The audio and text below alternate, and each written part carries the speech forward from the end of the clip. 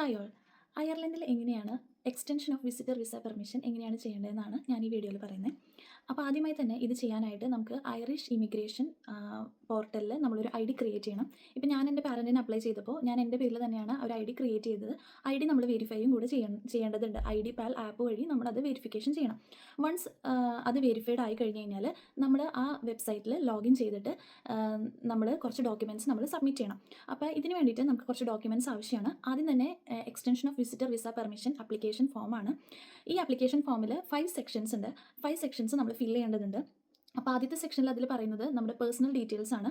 അതായത് ആരാണോ വിസിറ്റർ വിസയിൽ വന്നത്, ഇപ്പോൾ നമ്മുടെ പാരൻ്റ് ആവാം, അല്ലെങ്കിൽ ഫ്രണ്ട്സ് ആവാം, ഫാമിലി ആര് വേണമെങ്കിലും ആവാം. അപ്പോൾ അവരുടെ പേഴ്സണൽ ഡീറ്റെയിൽസ് ആണ് നമ്മൾ കൊടുക്കേണ്ടത്. രണ്ടാമത്തെ സെക്ഷനിൽ പറയുന്നത് travel details of the applicant ആണ്. ട്രാവൽ ഡീറ്റെയിൽസിൽ അവരുടെ സ്റ്റാമ്പ് ചെയ്തിട്ടുള്ള IRL നമ്പർ വേണം. പിന്നെ അതുപോലെ തന്നെ അവരുടെ GNIB, അവർ മുന്നേ ഇതുപോലെ തന്നെ വിസിറ്റർ വിസ പെർമിഷൻ എടുത്തിട്ടുണ്ടെങ്കിൽ അതിൻ്റെ GNIB നമ്പറൊക്കെ വേണം. പിന്നെ മൂന്നാമത്തെ സെക്ഷൻ എന്ന് പറയുന്നത് അതിൽ എന്തിനാണ് വിസിറ്റർ വിസ പെർമിഷൻ എടുക്കുന്നത് എന്നുള്ളതാണ്. അപ്പോൾ അത് നമ്മളൊരു സെൻറ്റൻസ് ആയിട്ട് നമ്മൾ എഴുതണം. അതായത് ഇപ്പോൾ എന്ത് റീസൺ കൊണ്ടാണ് നമ്മൾ വിസിറ്റിംഗ് വിസ എക്സ്റ്റൻഷൻ ചെയ്യാൻ ഉദ്ദേശിച്ചിരിക്കുന്നത്, ആ റീസൺ നമ്മൾ അതിൽ മെൻഷൻ ചെയ്യേണ്ടതുണ്ട്. പിന്നെ ഇതിൽ നമ്മുടെ കൂടെ ഏതെങ്കിലും കുട്ടികളെ അക്കോമഡേറ്റ് ചെയ്യണമെന്നുണ്ടെങ്കിൽ അവർക്ക് പ്രത്യേകമായിട്ടുള്ള കോളം അതിൽ കൊടുത്തിട്ടുണ്ട്. അപ്പോൾ അത് നമ്മൾ ഫില്ല് ചെയ്യേണ്ടതുണ്ട്. പിന്നെ നാലാമത്തെ സെക്ഷൻ സ്പോൺസർ ഡീറ്റെയിൽസ് ആണ്. ഇപ്പോൾ എൻ്റെ പാരൻറ്റിന് അപ്ലൈ ചെയ്തപ്പോൾ ഞാനായിരുന്നു സ്പോൺസർ. അപ്പോൾ എൻ്റെ പേഴ്സണൽ ഡീറ്റെയിൽസും എൻ്റെ ഇമെയിൽ ID അതുപോലെ തന്നെ എൻ്റെ സ്റ്റാമ്പും ഏത് സ്റ്റാമ്പാണെന്നുള്ളതൊക്കെ അതിൽ കൊടുക്കേണ്ടതുണ്ട്. പിന്നെ അഞ്ചാമത്തെ സെക്ഷനിൽ നമ്മൾക്ക് ഇതിന് വേണ്ടിയിട്ട് കുറച്ച് ഡോക്യുമെൻറ്റ്സ് ആവശ്യമുണ്ട്. ആ ഡോക്യുമെൻറ്റ്സ് നമ്മൾ സബ്മിറ്റ് ചെയ്യുന്നുണ്ടോ ഇല്ലയോ എന്ന് ടിക്ക് ചെയ്യണം. അതുപോലെ തന്നെ നമ്മൾ സൈൻ ചെയ്ത് നമ്മൾ ഡേറ്റും സിഗ്നേച്ചറും ഒക്കെ നമ്മൾ അതിൽ കൊടുക്കേണ്ടതുണ്ട്. പിന്നെ ഇത് സബ്മിറ്റ് ചെയ്യുമ്പോൾ ഇതിനാവശ്യമായിട്ട് കുറച്ച് ഡോക്യുമെൻറ്റ്സ് നമുക്ക് ആവശ്യമുണ്ട്. ആദ്യം തന്നെ ഈ ആപ്ലിക്കേഷൻ ഫോം നമ്മൾ ഫില്ല് ചെയ്തിട്ടുള്ള എക്സ്റ്റൻഷൻ ഓഫ് വിസിറ്റർ വിസ പെർമിഷൻ്റെ ആപ്ലിക്കേഷൻ ഫോം.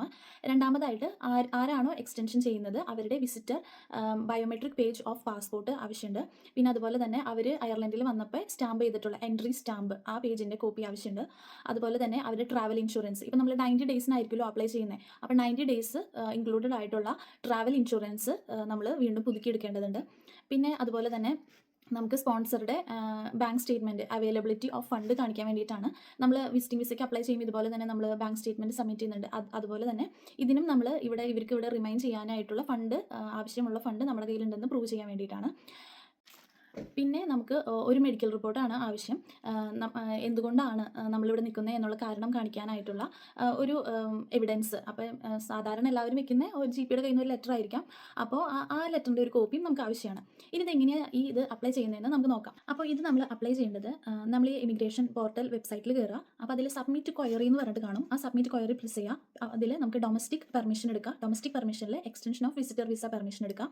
അപ്പോൾ അതിൽ നമുക്ക് ഒരു PDF അപ്ലൈ ചെയ്യാനായിട്ട് വരും, ഒരു PDF. അപ്പോൾ നമ്മൾ ഈ പറഞ്ഞ എല്ലാ ഡോക്യുമെൻറ്റ്സും നമ്മൾ ഒരു PDF ആക്കണം.